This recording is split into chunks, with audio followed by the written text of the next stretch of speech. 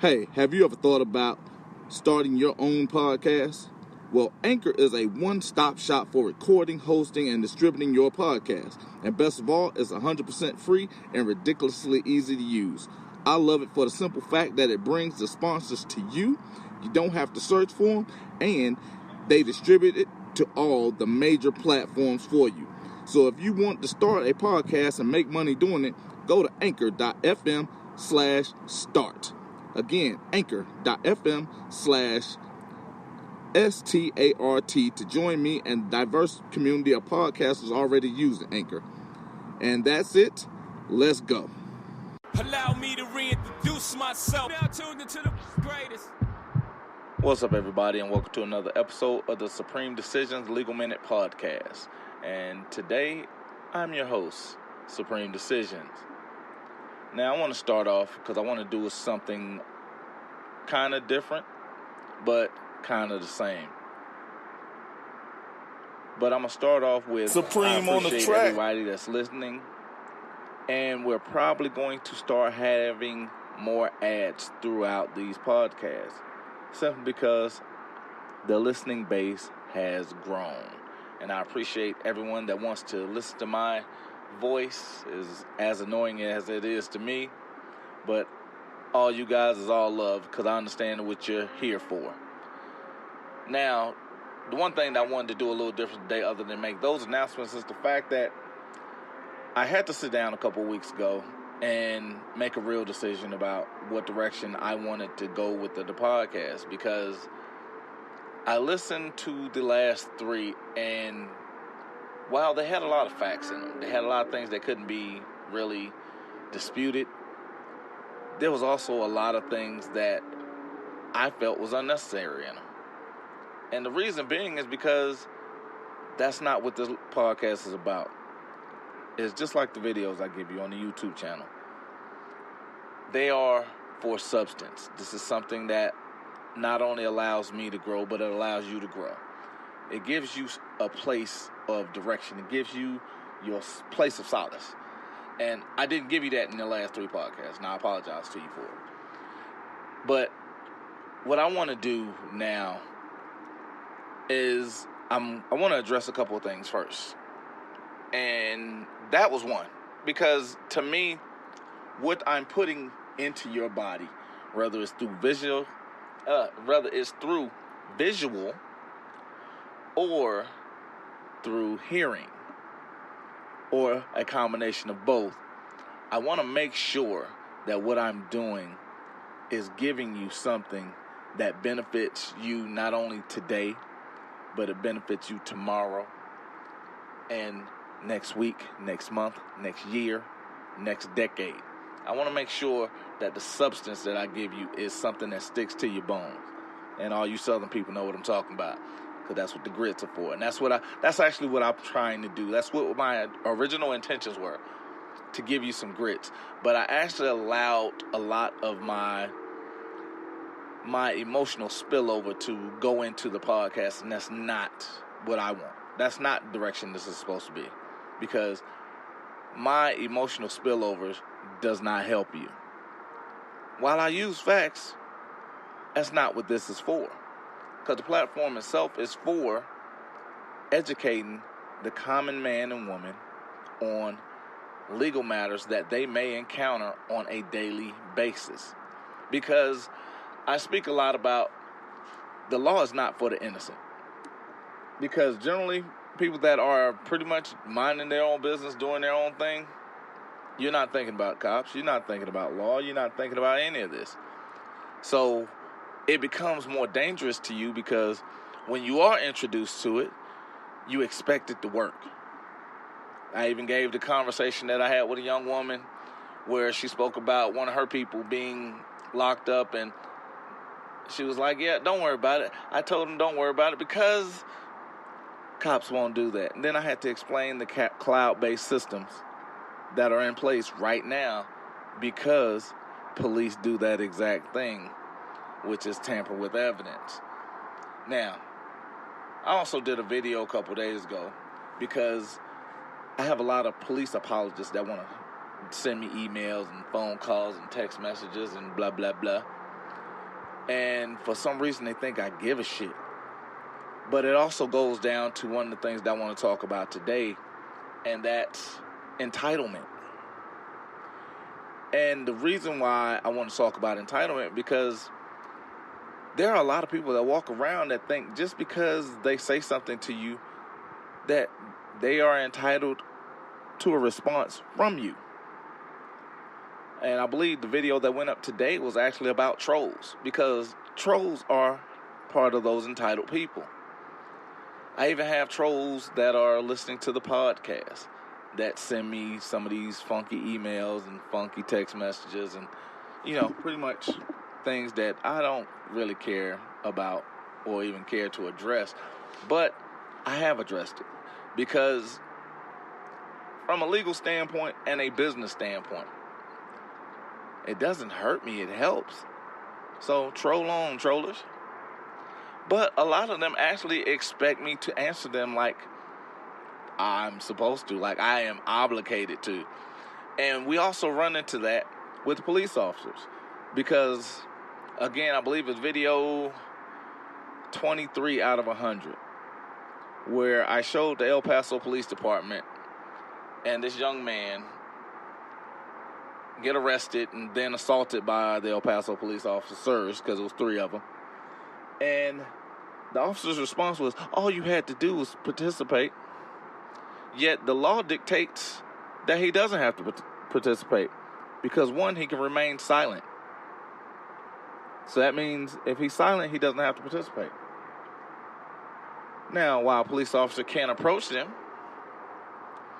even Florida v. Royer states, you don't have to participate. Let's say they even name you in a crime. They must articulate that you are possibly involved in, or possibly about to be involved in to a crime. You don't have to give them anything more than your first name. And that's Heibel v. Nevada. Now, I did that just to give you a taste of that's what this podcast is supposed to be about. This podcast is about me giving you examples or audible examples where you can actually hear the example and pretty much picture the situation and then understand the court case that goes with. That's what this podcast is supposed to be about. That's not what I've been doing, and I apologize for that. And even whenever I spoke about Aaron Dean,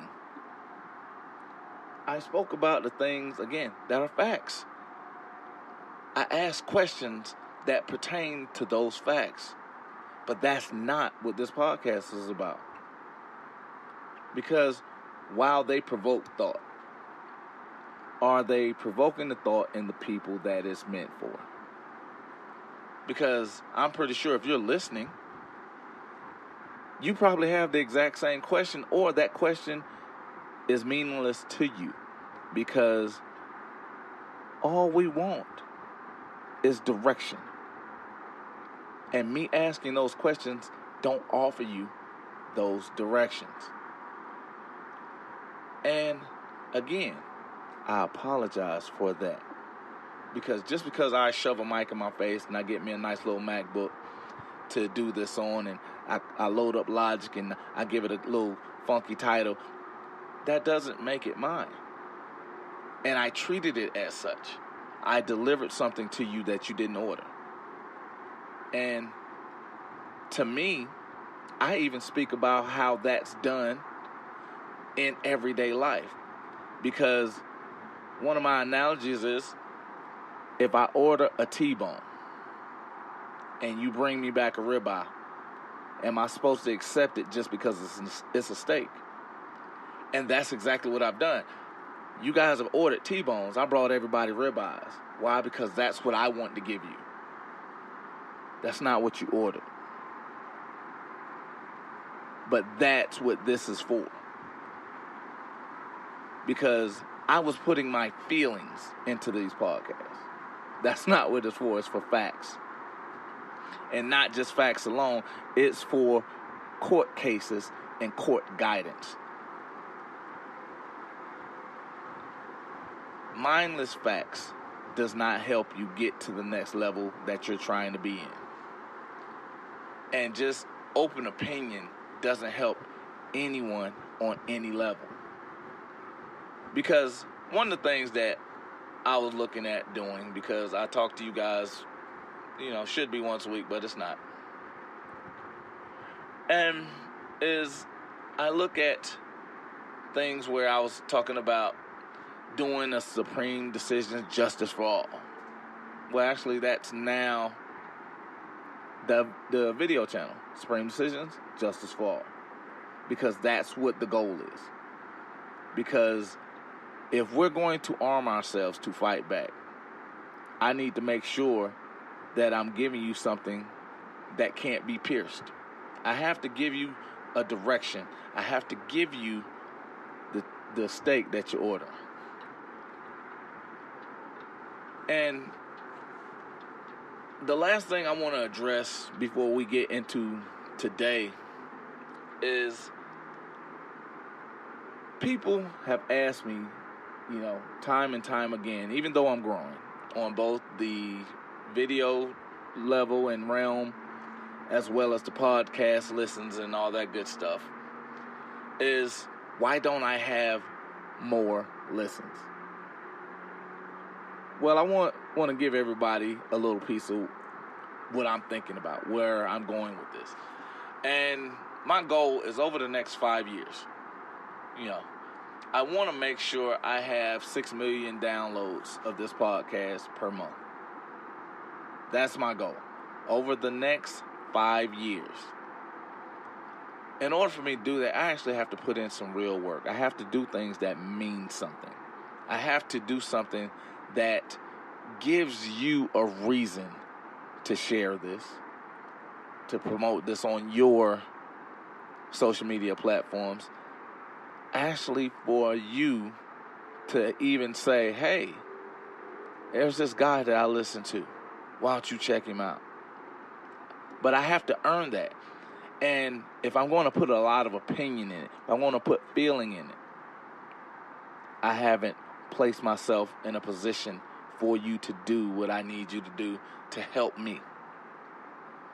I asked probably about a month and a half ago, what are you willing to lose to move forward? Because very few things in life come without a cost. I asked you that. I didn't ask me.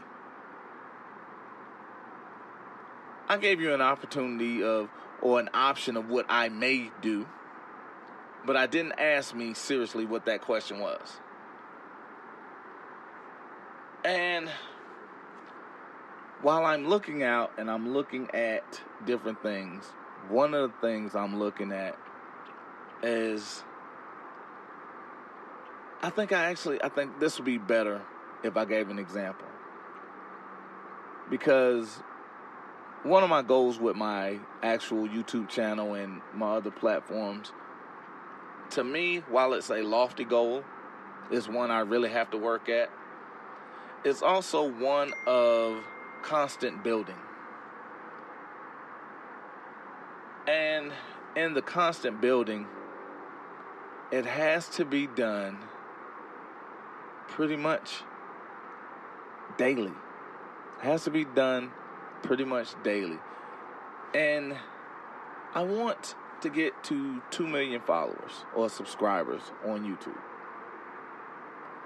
And wherever else I'm posting at, because even Facebook is becoming an option again.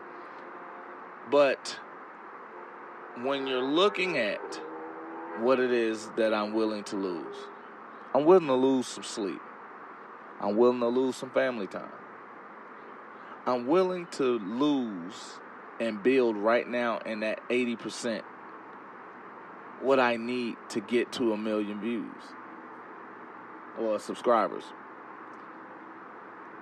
But in the meantime, I also want to make sure that I'm not giving you trash. I'm not sitting up here and then, while it appears to be a ramble, it actually has substance. Because while I'm not pretty much privy to the microwave society that we have today, I do want to offer substance each and every time that I pick up this mic, every time I'm sitting in front of the camera. Because if I don't, who's going to give it to you? Because this one guy told me, oh, you're trying to be like this guy. Well, I'm trying to do something like that guy. The problem is I'm not trying to be like anybody because nobody is doing what I'm doing in the way that I'm doing it. But I also have a real understanding of what it is that I should be doing. Let me say that one more time. I have a real understanding of what I should be doing. And with that being said, I want to make something clear. There are a lot of things that people tell me often. Oh, you should do your show this way. You should say things this way. Well, here's the thing. While I have an extensive vocabulary and I can decipher big words and all that good stuff, that doesn't help you. Doesn't help me get to any loftier point. But it also doesn't offer the substance that's needed, because if I'm giving you something that you don't understand and then I can't give it to you in a manner to which you can understand it, this platform means nothing. Because my brother used to always say, well, it's like giving a child a handgun to a child. Don't know exactly what's going to happen, but you know it'll make the news. And yeah, I've been there, done that, bought a t-shirt, took it back. That's not what I'm trying to do. But what it does bring to my attention is a song that Jay-Z did a little while back. And that song is called Moment of Clarity. Now, there were two instances in that song that I want to talk about before, again, I actually get into the meat and potatoes of the show. But Moment of Clarity, Jay-Z spoke about he wanted to lyrically be Talib Kweli. Now, for most of you that don't know who Talib Kweli is, he is a rapper that, again, he doesn't subscribe to the microwave society that we have today. He's a meat and potatoes guy because he gives you substance. The reason why Jay-Z spoke he would rather be Talib Kweli, because that is what he's compared to, because Jay-Z is considered one of the great lyricists of our time. Why? Because he is poetic. He puts together words and double entendres. Like, if not the best, he is definitely one of the best to ever do it. Talib Kweli is lyrically one of the best rappers ever. Most of you have never heard of him. Why? Because he doesn't prescribe to the microwave society. Jay-Z said he wanted to be, or he compared himself to being lyrically Talib Kweli. Now, but here's the thing that actually caught my attention, and it's been just like etched in my brain all week. Because the thing about this, it's the answer to why people say, why don't you have more subscribers? Why don't you have more downloads? Why don't you have more of this?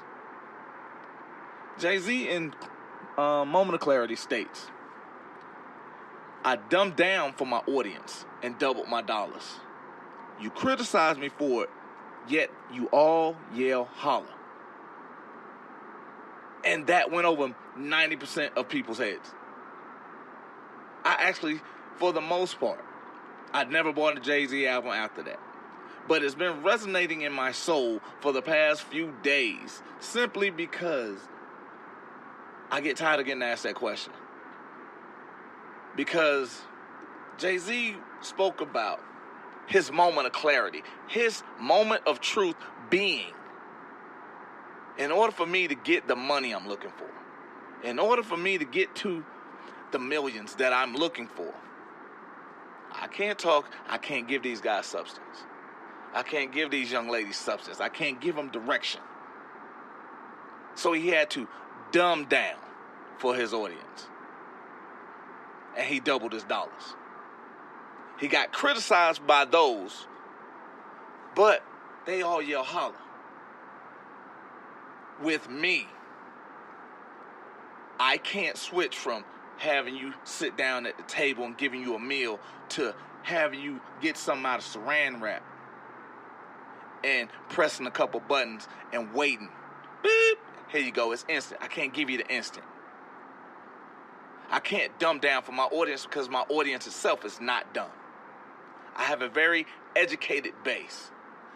The people that listen to me have substance. The people that listen to me need substance. And if I dumb down for anybody, that doesn't benefit everybody. I'm going to say that one more time. If I dumb down for anybody, it doesn't benefit anybody. And that's the whole premise of it. I understood how I would grow once I started the channel. Why? Because I knew I wanted to give you meat and potatoes. I wanted to give you something that stuck to your ribs. I wanted to make sure whenever you finish listening to me, whether you finish watching me, whether you listen to me perform, you were full when I left. When that video ended, you were like, oh, wow, I didn't know that. Because the one thing that I love more than anything else is the fact that I can sit down each and every night and I can go through emails, I can go through comments, I can go through text messages, and people tell me, oh man, I've been doing this for, studying law for 15 years. I didn't even know about that case.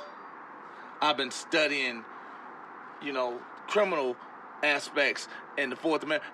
I didn't know about that case. I've never heard that case. Oh, I looked at that case, but I didn't see that. Brother, you showed me something. And again, these are educated people that are sending me these emails and text messages. These are professional people that are sending me these text messages and emails. These people are the ones that are seeking substance. And I haven't been giving that to you because I was giving you my feelings. And I apologize for that. Because it's about facts, not feelings. It's about things that give you something to grow on, not my feelings. And at the end of the day, what we have to understand is the fact that when I'm doing this, the whole point of you even beginning to listen to me, it was because I've said something that, one, sparked your attention. I gave you something that you didn't see before. I cannot then poison it by now leaking in opinions. I can't poison it by leaking in my worldviews. But what I can tell you is that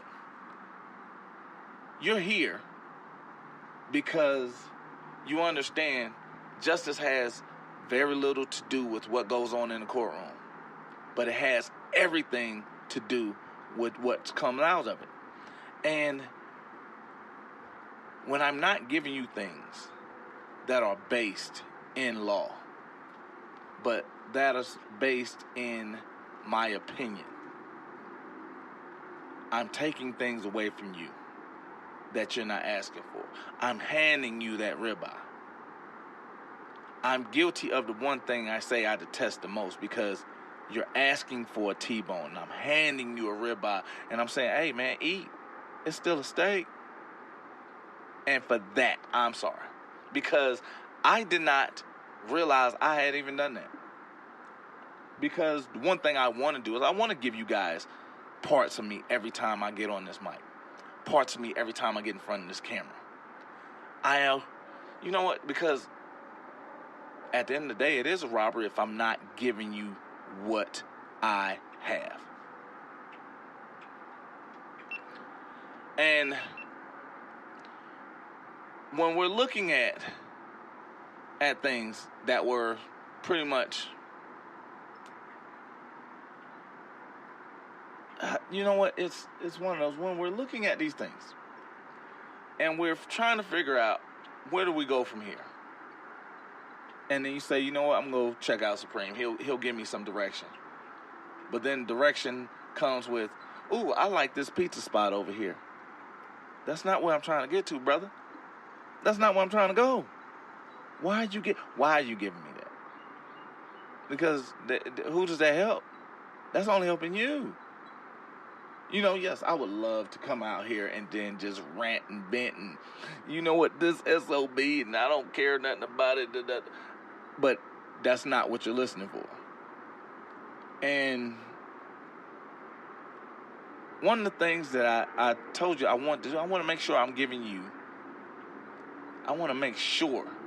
substance. However, whenever, whoever. I want to make sure I'm giving you substance. Because even certain little things, such as procrastination can be something that was the mother of overthinking. I've been told that at least 22 times this week. And I wish that part was an exaggeration, because it's like everybody that I'm talking to tells me, look, dude, you're overthinking it. Like, give it a rest. But I don't want to give you trash. And unfortunately, if I'm giving you podcasts over an hour worth of feelings, yes, this is my couch for you guys, but it doesn't help you. It is a very one-sided friendship. While I appreciate it, but I'm not here for me. And if I'm the only one getting the benefit from it, then I'm not helping you. Your listening is for nothing. And then you're sitting up here saying, hey, you know what? This bastard owes me something. And for that, I'm sorry. Because it's about facts, not my feelings. And even when you're talking about managing things, I did a show where I spoke about my own fear of success. I spoke about the fear of success that others had. And I also wrote about some things where there are certain things that you need to do just to be ready. And I haven't been ready for this podcast. Because it takes a lot for someone to come out and actually admit, like, dude, you done screwed up. And now I got to tell you, I screwed up. I'm that one that's in the kitchen just eating up the big piece of chicken and somebody else done went to work. I can't do that. That's not what this is about. Because, yes, when I spoke about Aaron Dean, I gave you facts. Yes, when I spoke about the Arizona Police Department, I gave you facts. When I speak about these officer-involved incidents, when I speak about El Paso Police Department, I give you facts. But the problem is, you're not listening to me just for facts. Because those facts, while they are just that, they're facts. The incidents are being shaped because of my feelings. That's not why you're here. You're not here for my feelings. But here's the one thing about it. I can go over the things that you need to do whenever you start a case. Because to make it easy, if you're not going to represent your own interests, then, you just want to make sure you got a copy of discovery. All right? I think that's pretty simple. You also, if it's a criminal trial, you want to make sure you file a motion for speedy trial. You want to make sure in your motions for discovery that you're being specific. You ask for the dispatch call. You ask for any and all audio that deals with that situation. You want, if there's a vehicle search, you want to make sure you have a crime scene log and an inventory log. Yes, they are two separate things. You want a police report from every officer that was there. Why? Because they came, they got to generate it. They have to. If there was a pat down or if there was a vehicle search, you need an inventory log of the search. You want a copy of the warrant. You want a copy of the warrant application. Those are the things that you're on here for. Those are the things that I'm supposed to be giving you. Those are the things I have not been giving you. Why? But they're facts. Without question, there are facts.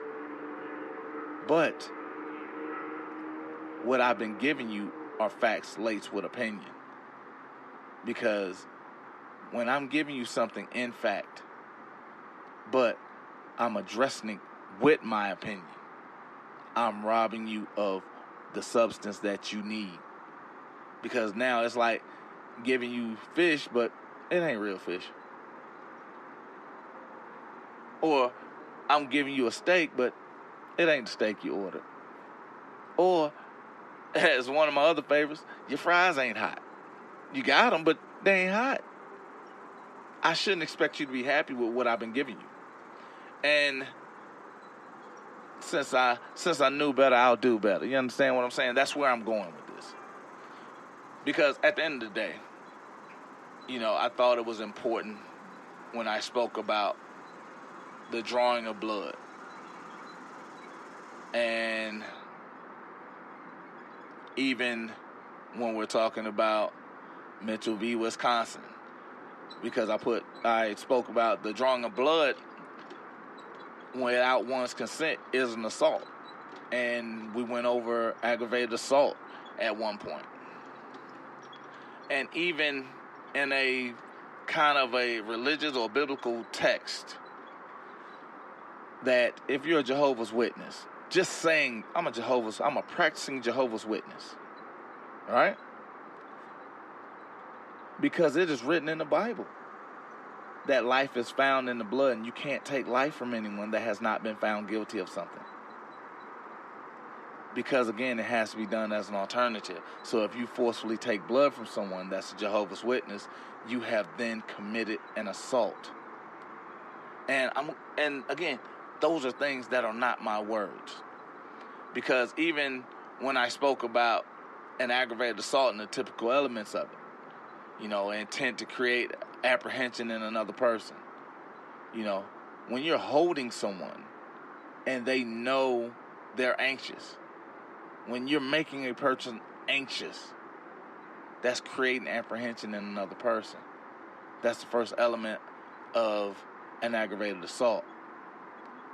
An act would likely result in the application of force with a deadly weapon, or in some means of force likely to cause serious bodily injury. Now, while we don't think of a syringe as something that can cause serious bodily injury or force with a deadly weapon, just think, if I take a syringe, nothing in it, I inject you with just air, do you realize that can actually kill you? Just that. Don't have to do a whole lot. Don't have to add anything. Don't have to take anything. Just air. So does that make the syringe a deadly weapon? If there's apprehension behind it, does it make it a deadly weapon? Yes, it actually does. But again, these are things that I'm supposed to give you on a regular basis, and I haven't. And even the syringe itself, the present ability to cause the application of force that would cause serious bodily injury. Now, I don't know about you, but I watch a lot of movies. I hope you like movies. You like movies? I hope you do. Because in the movies, you often see somebody with a syringe. They generally hit somebody with that syringe. We don't know what's in it, but we know they pass out, whether it's make-believe or not. So is the syringe something that could cause application of force that would cause serious bodily injury? Well, yeah, because I actually just told you, just air in a syringe that's injected into your body can kill you. Understand that. It's not a gun. Hell, I seen the damn needle when my homeboy went to the dentist, and the needle was so damn big, I passed out. They had to come get me. I wasn't even the one getting the procedure. I had to be woken up. Do you understand what I'm saying? I wasn't even the one having the syringe in my mouth. It was somebody else. And yeah, it caused a bodily injury because I passed out. I was in the, I went all the way out. You call me all whatever you want to call me. It's not going to change the fact that I passed out. It is what it is, But at the end of the day, when are we looking for those? What are the things that we want to give you? Because even one thing I didn't give you in the video when I spoke about the aggravated assault is possible defenses of that. So, again, here's where some of that substance comes in. Because, again, the podcasts are not for my feelings. I can't direct you via my feelings. Even if I give you a little bit of substance with it, I can't do it with my feelings. So, today, we're going to talk about a couple other things. One of those being the possible defenses to this aggravated assault.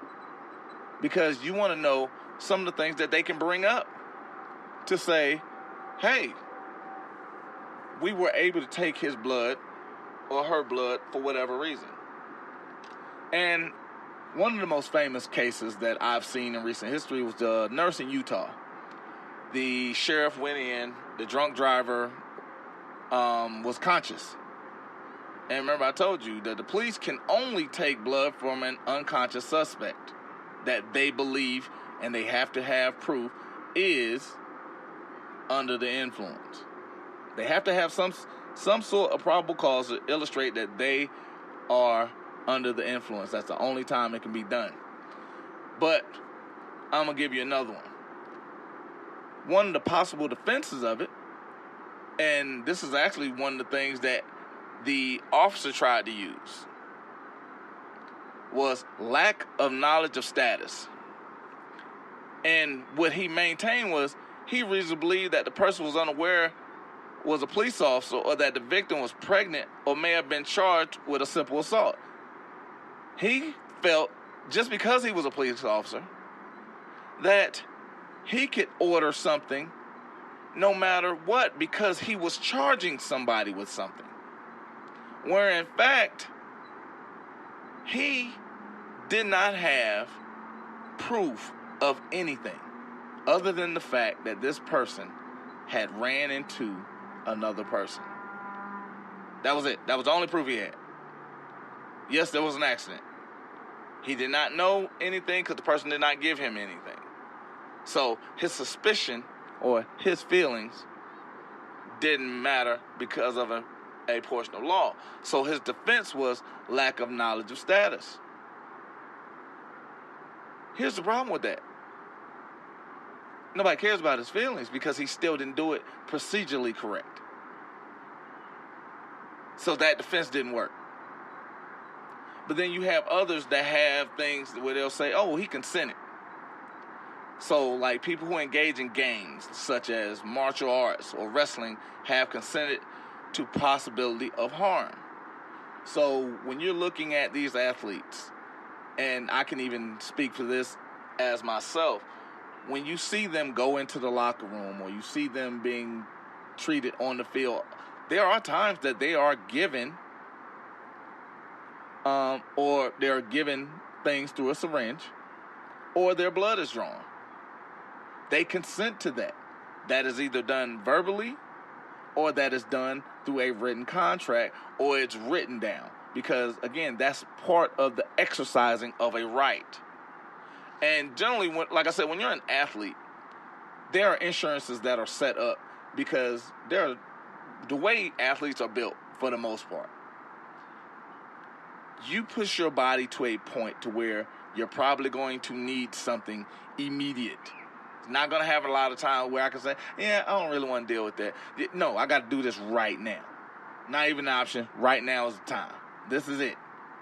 And then we'll worry about the rest of that later, because now if I'm able to draw blood, 5 minutes after an incident happens instead of the 20-minute ambulance ride, then that also puts me ahead of the game, which allows me to work on the healing process. But these are things that are done, again, through people that are doing things like mixed martial arts, wrestling, games, and other athletic type events. Basketball players, football players, soccer, hockey, tennis, jump rope, pool, bowling. I'm probably exaggerating, but it's still there. So just understand, consent is one of the defenses of it. Now, when you're talking about the last part of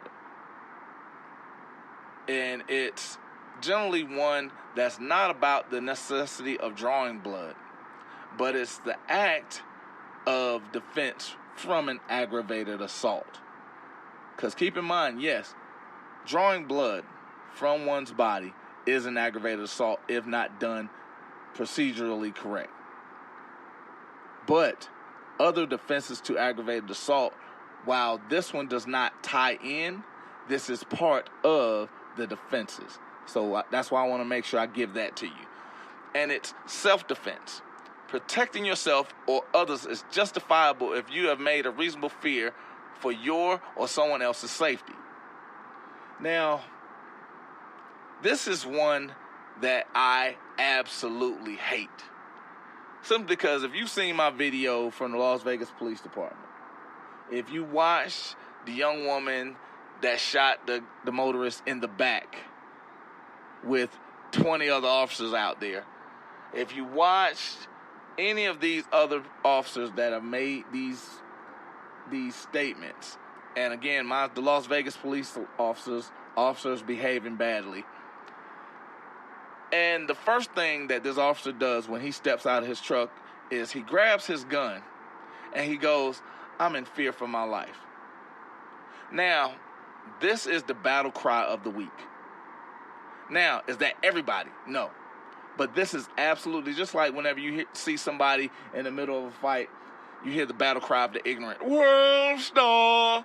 Yeah, it is. It is what it is. Because we'd rather get views than to actually be human. And in those situations, because even in that one, he was saying, "Oh, I'm in fear for my life," but while at the same time, his body said something completely different. You're in such fear that you're jumping out of your truck with your gun and approaching in an aggressive manner the person that you fear. You fear that this person is going to take your life, but you are the aggressor. How is that possible? So when we're looking at that self-defense aspect, because that's the exact same shit George Zimmerman used. That's the exact same thing that Amy Geiger used. These are the things that are being used in cases like Stand Your Ground, because they want you to believe that their feelings matter. While the defense itself did not match the self-defense cause, and George Zimmerman was able to get off, but it was actually the understanding and level of law that was applied by Robert Shapiro.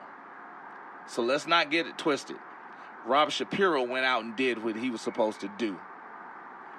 Even Johnny Cochran, when he was defending OJ, whether you believe he did it or not, he was there.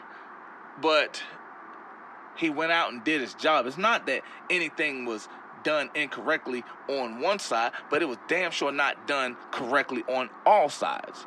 And that's where this comes in at. Because even if you're talking about self-defense, even if you're talking about setting up proper lawyering, one of the things you have to understand is words have power, and you have to understand how to paint that picture with those words. That's one of the things that you do, because the words create a feeling. They give off a feeling. They give you something that, even with substance, even if you ordered the T-bone and I hand you the ribeye, I might hand you 2 ribeyes. Well, I'll give you a little bit of substance to make up for, because I didn't do the correct thing, I might be able to show you something different over here.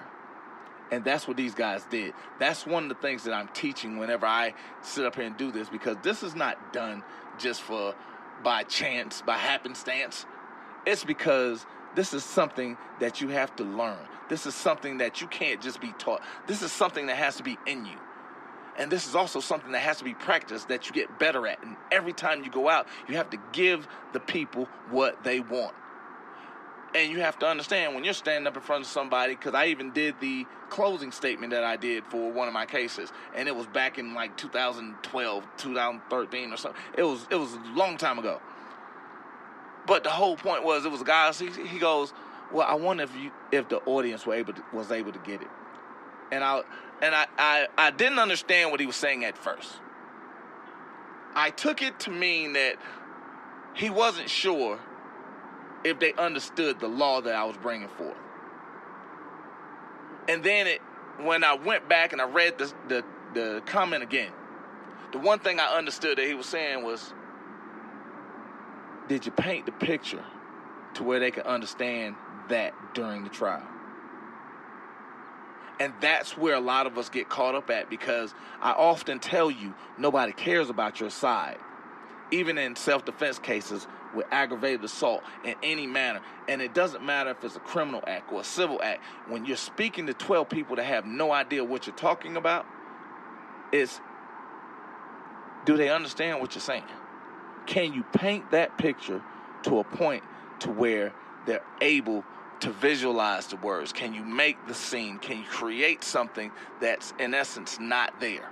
Can you do that? Is that something that's in your wheelhouse? Is that something that's in you? That's the question he was asking. But because when I first looked at it, I was looking at it with the eyes of, these damn trolls are getting on my nerves.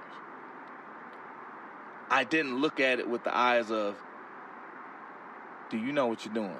Were you able to do it the right way?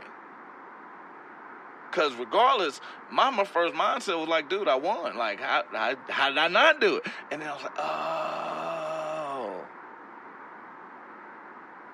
Because one of the things he did was he offered me dessert. Because I might have gave him 2 ribeyes, but he offered me dessert with that question. Because that was my time to say, yes, this is what I did, this is how I did it. But, yeah, now I'm giving that dessert to you because I can't eat all of it.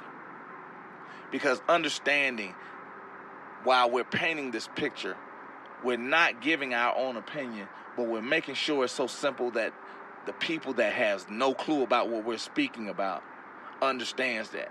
And the only way we can do that is continue giving out substance. Because the more you, as some of my educated brothers say, the more you overstand something. It's not truly understanding until you can teach somebody else what it is. Because, I'm going to get back on subject in a second. There was a point when I was in high school and I was taking calculus, AP calculus. There was a point where I understood how to do a problem 4 steps out. Why? Because that's how our teacher taught us. Do the problem 4 steps out and then we're good. I understand. I would do that in my head. Boom, boom, boom. Oh, but I couldn't tell you how to get there. So if I couldn't tell you how to go 4 steps out, but I knew what the answers for 4 steps out was, did I actually know it? No. I had no clue about what the hell I was doing. I just knew I was able to do it. Don't know how to do it, but so I didn't have an overstanding. So which meant I didn't even understand it. Because I wasn't able to teach somebody else how to get there. Here, a lot of what I'm giving you is an overstanding, because I'm teaching not only case law, but I'm teaching application. I'm teaching standing in a courtroom. Because just like whenever I did the video for V versus using V instead of versus, using V instead of versus, is I'm teaching you how to perform in a courtroom in front of a judge and jury. I'm going to say that one more time. I'm teaching you how to perform in front of a judge and jury. Because understand, you got 12 people over there that gives no shit about your problems. I'm going to say that one more time. You got 12 people that's sitting there looking at you that gives no shit about your problems. And you got 3 that are happy. The judge, the prosecution, and probably the bailiff. Why? Because as long as you got a court date, the bailiff got work to do. As long as you got a court date, the judge got work to do. As long as the prosecution feel they have something they can charge you with, they happy. So while most of the people in there, what they tell you? 90% of people don't care anything about your problem. 10% of the people are happy you got them. Well, there go your scenario. That's a little more than 10, but they happy you got those problems. The other people that you're trying to convince, they don't give a shit about your problems. And that's where we're at. I'm teaching you how to get to those people. I'm teaching you how to win when you're looking those people in the eye. That's what I'm doing. That's the purpose of this. This is the guidance of this. This is what I know. Because I even told a guy today, I'm the Bobby Fischer of this shit. You can call me Money May when we're talking about this, because I don't play law. I live it. Understand, I've earned the right to be as arrogant about this as I have, because this is not something that I do lightly. I don't take this lightly. I don't even think about this lightly, which is why whenever I go to a state of overthinking this, it's because I understand I gave you something that I should not have. And the fact of you ordered a T-bone and I brought you ribeyes and I told you to go ahead and eat because I wanted to be in my feelings about some shit that had nothing to do with helping you grow. And that, again, you won't have to have me apologize for it ever again, because I was man enough to realize that's what I did. And that's not right. That's not what this is. That's not what this is for. That's not who I am. That's not what this is going to be ever again. And when we're going into other cases, because even Missouri versus McNeely, when we're talking about these type cases, it's a whole point of understanding that we don't have to stay right there.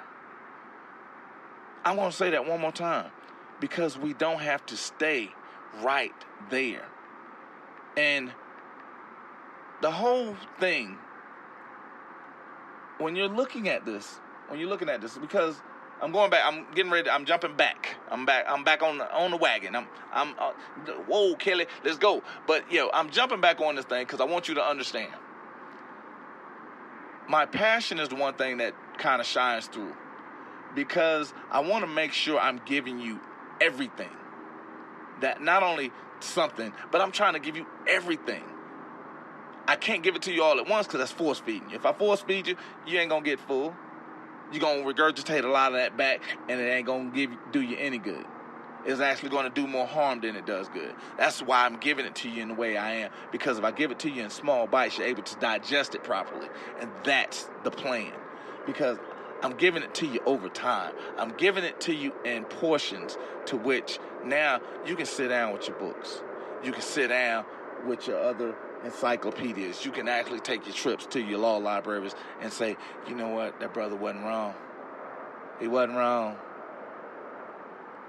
Because Missouri versus McNeely, 569 U.S. 141, and it's a 2013 case.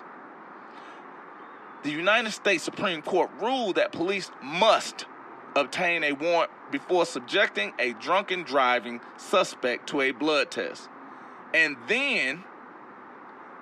that the natural metabolism of blood alcohol does not establish a per se exigency that would justify a blood draw without consent. Because you remember, I spoke about one of the possible defenses.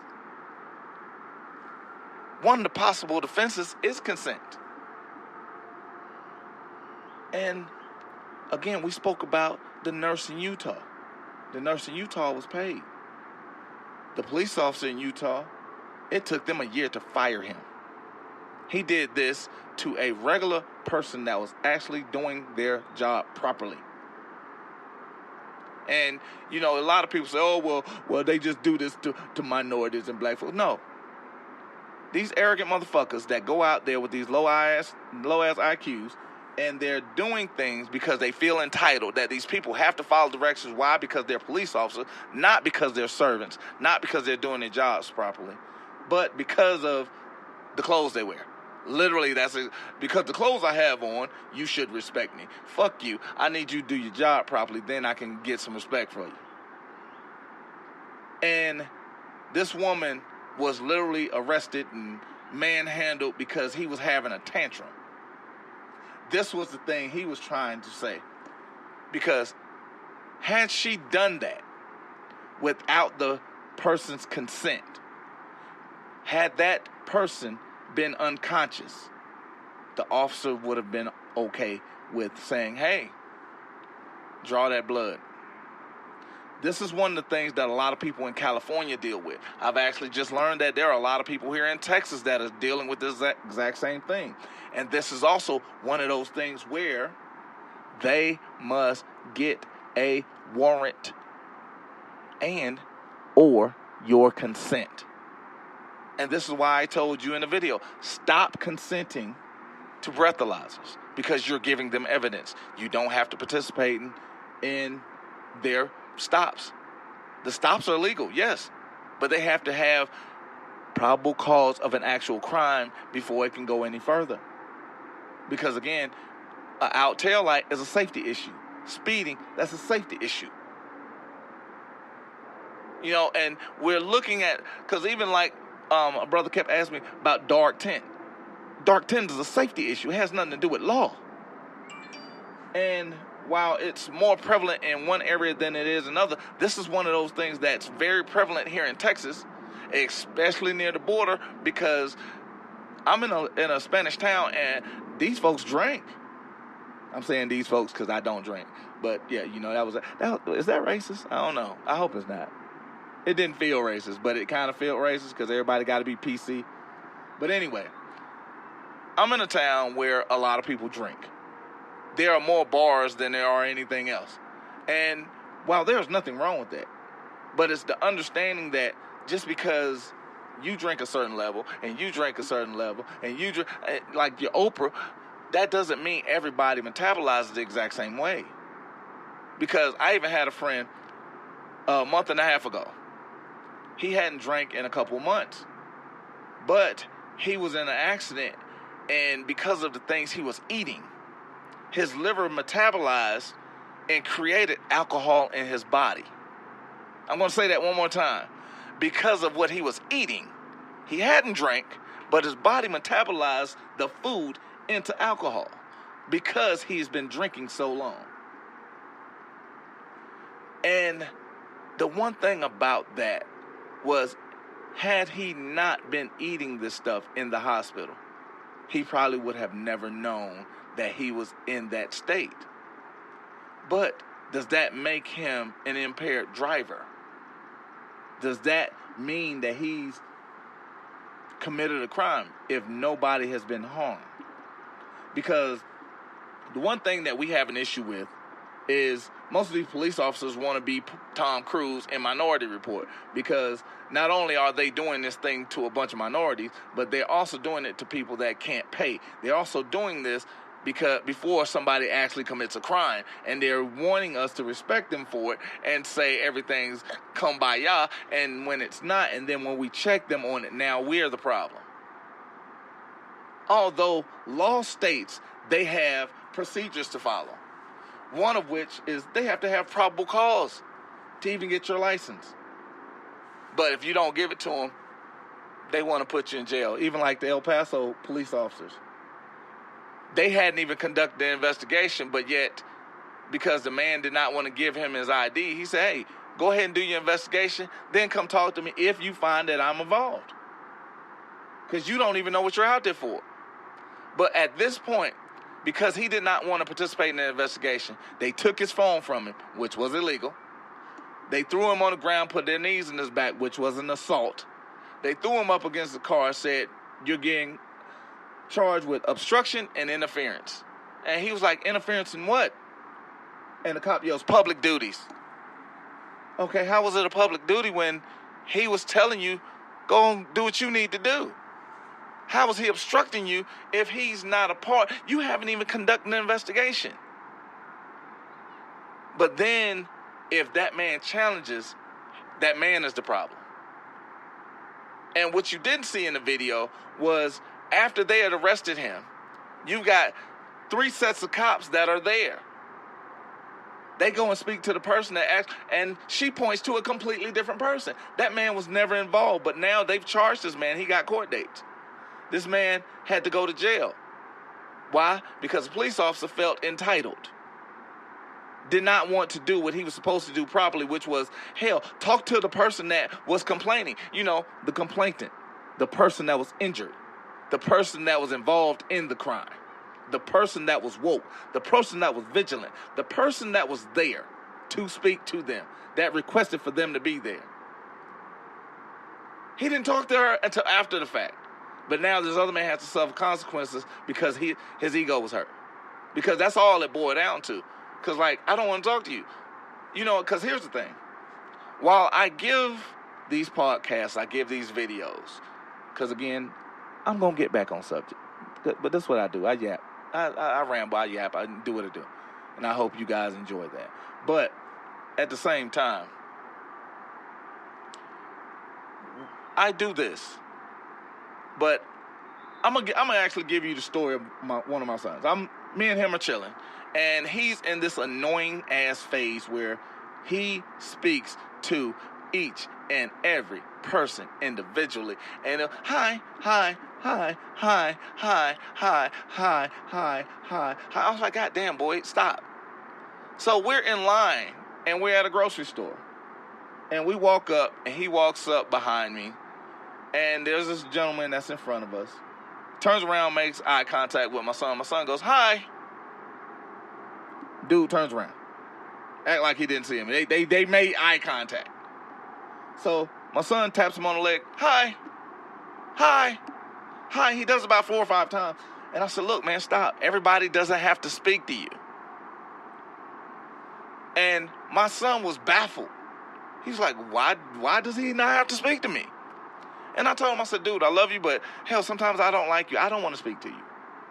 I said, so, everybody's not built the same way. Everybody's not taught the same way. Everybody doesn't have manners. When I said that, then the man turns around. He goes, oh, hi, I didn't see him. I told him, I said, that's bullshit, dude. I appreciate you saying hi. I was like, but at the end of the day, you should have kept your hi because it meant nothing. And at the end of the day, one of the things that I do, people speak to me at times, and I pick and choose the people I do respond to. Why? Because everybody doesn't deserve my blessings.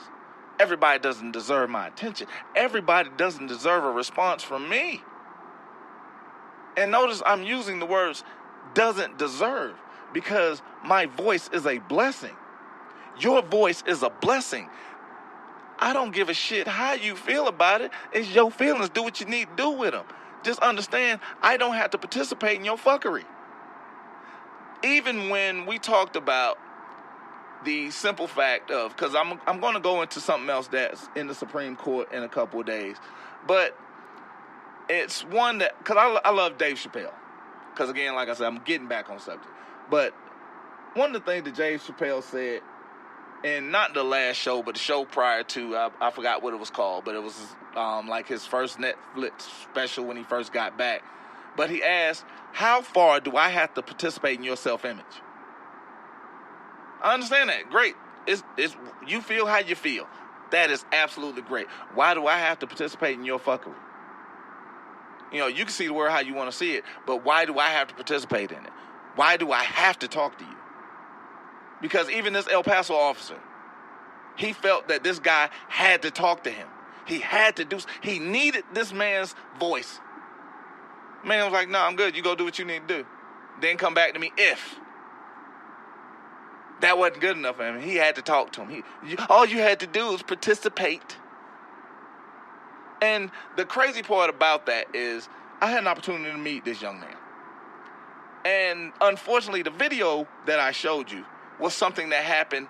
It wasn't like it happened yesterday or last week. It happened like years ago. Like, I think up almost 2 years ago. And in fact, he spoke about one of the guys.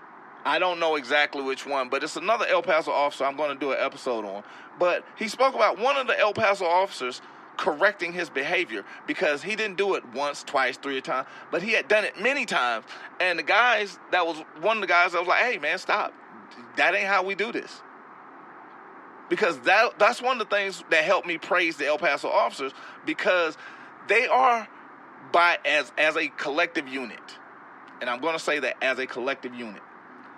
They do it as close to the book as possible that I've seen. They're some of the best at doing what they're doing. And I have to give it to them. I have to. Now, are there horrible apples? And I do mean they are absolutely rotten, absolutely disgusting apples in that bunch. Yes. Because even with that being said, I also have witnessed a couple of young men that are in the El Paso Police Department. And on Thursdays and Friday nights, they pull young women over that are coming out of these clubs. They're doing these, I hate to say perverted sobriety tests and these outrageous pat downs on these young women, and nobody's saying anything about it. There are actually other officers that will come on the scene just to watch it being done. And one of the things that get me is the fact that generally they'll let these young women go. Generally. But then it comes to the fact where you have one that comes close to someone that's a friend of mine. And the things that were said and done and, you know what, actually illustrated during the stop were some of the most disgusting things, but it went to the actual way people view police officers. Because even in this stop, this person now does not trust police officers because of the actions of one person. Because you're talking about people that have police officers in their family. This person no longer trusts police officers because of this one stop by this one coward. And I hate to say it that way, because again, it's one of those instances where one can spoil the bunch, and this one has spoiled the bunch. While later on there were guys that was attempting to correct his behavior, but at the same time, this asshole is still working. And it takes the fact that he was another one that felt entitled, and he's even yelling out at the stop about how somebody else is not doing as well as he is, and how the person he's stopping is a bully. That's so like what the hell they got to do with the stop? What I did 20 years ago, they ain't got shit to do with the stop. So what are we talking about? Because again, his feelings has nothing to do with law. And the thing that I want to bring forth is the fact that now the person, once they, because you know they know me, I'm petty as shit, and I'm going to make sure. I'm gonna say this. I'm going to make sure that this young man understands who I am. I want him to understand my name rings bells. I want him to understand I am that guy sitting next to the guy. I'm that dude, because your actions, no matter, you know, damn your feelings. Your actions need to be above board, because when you have a collective that's doing it the right way and you choose to go out here and be in your feelings about anything, and you're worrying about somebody else's past, or your past is fucked up, and you're trying to sit up here and think you're tough and think you can do whatever it is you do and not do it correctly, I got a problem with that. Because again, like I said, El Paso police collectively, for the most part, they are probably the best police force I've seen in the country that I've experienced with.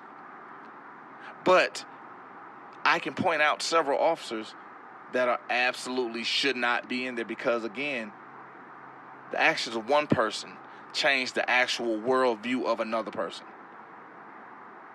Now, they're never going to see police officers in the same light again because of the actions of this one coward. Because what he did was cowardly. So if he doesn't like me calling him a coward, fuck him, because his actions showed otherwise. Oh, I'm not a coward. Your actions show otherwise. What you did showed or illustrated that of a coward. And if you don't like to be called that, regardless of what it is, stop doing things that resemble that. And his actions resemble that. And those that don't like what I'm saying right now, you can do whatever you like to make yourself sleep better at night. Because again, it does not change his actions. It does not change the performance of him. It does not change the duty, did not change the law, and it does not change my feelings. And it also does not change what he should have done, that he did not do. Because what I'm saying is what he illustrated. I'm calling a duck, and if you don't like that, stop looking at ducks. because that's what I'm describing. If I'm describing a duck to you, that's what the hell I'm talking about. So again, his actions illustrated that of a coward. And for those that don't like it, do what you need to do with it. But now I'm gonna get back on topic. So, Missouri versus McNeely, understanding that they must get a warrant, and every warrant has to have an application for that warrant. Has to be signed off by a judge. Why? Because when the judge signs off on it, he takes responsibility for it. He becomes liable for it. He becomes a part of that living, breathing thing, because now it's specific, and you can attack the specificity of everything that's in the application. You can attack the things that are in the warrant, because again, these are things that can be taken out of context, because they'll use things like consent, lack of knowledge, or even self-defense. Now, the last one I'm going to leave you with is Mitchell versus Wisconsin. And this is the case that I talked to you about, because police can order blood drawn from unconscious DUI suspects, and blood will dissipate over time. States can invoke the exigent circumstances doctrine on that basis alone to allow police to order a blood test without a warrant. And the problem was, just like we spoke about in this Utah case, that the person that was suspected of the DUI was woke. The person that was suspected of the DUI did not consent. And the officer tried to use the lack of knowledge of status, because he was a police officer. And he felt just because he was a police officer, he can order people around to do what they want to do, and he can circumvent the system by saying, oh, it's exigent circumstances. It's not exigent. Because even when we talked about the 15, or I think it was episode 15, because I think it's 9 exigent circumstances that I went over. I'll probably do it again, because I think these are things that are pertinent to our everyday lives. Because even one of the videos that I'm getting ready to do with Daniel Ross, there's one of the things that, again, a cop used that was not true. And I'm going to tell you why it wasn't true. Because, again, I have to give you substance. You're asking for a T-bone, I got to give you a T-bone. And while today I only gave you an 8-ounce T-bone, which means I cut it up a little bit, but it was in the middle of understanding that I got to give you facts, not feelings. And in the fact that what I was giving you wasn't what you was ordering, I had to take my feelings and not just put it on wax tonight. I actually had to take them out to be able to illustrate and paint the picture of this is what it is, because some of you are not even going to catch part of what I'm talking about because of the way I gave it to you tonight. And I understand that. I accept that. That's still me. But you still got a little piece of me. You still got case law. You still now have a deeper understanding of aggravated assaults, what it is, and the defenses of it. And here's the greater part. Knowing is half the battle, as well as knowing that you can now go against them. And I thank everybody for listening today. I thank everybody that's donating, allowing us to keep going, keep growing. And, you know, we always love it. We have a new partner in Zelle. And we got Apple Pay, Venmo, Cash App. And if you don't have the link, download it. And now, a new player in the game, while we've been had it, they're adding things to it to make you want to use it. And that's Venmo. And be on the lookout for the benefits of that. So this is me, Supreme Decision, and I'll talk to you guys soon. I love you, and good night. I'm going to show you how great I am.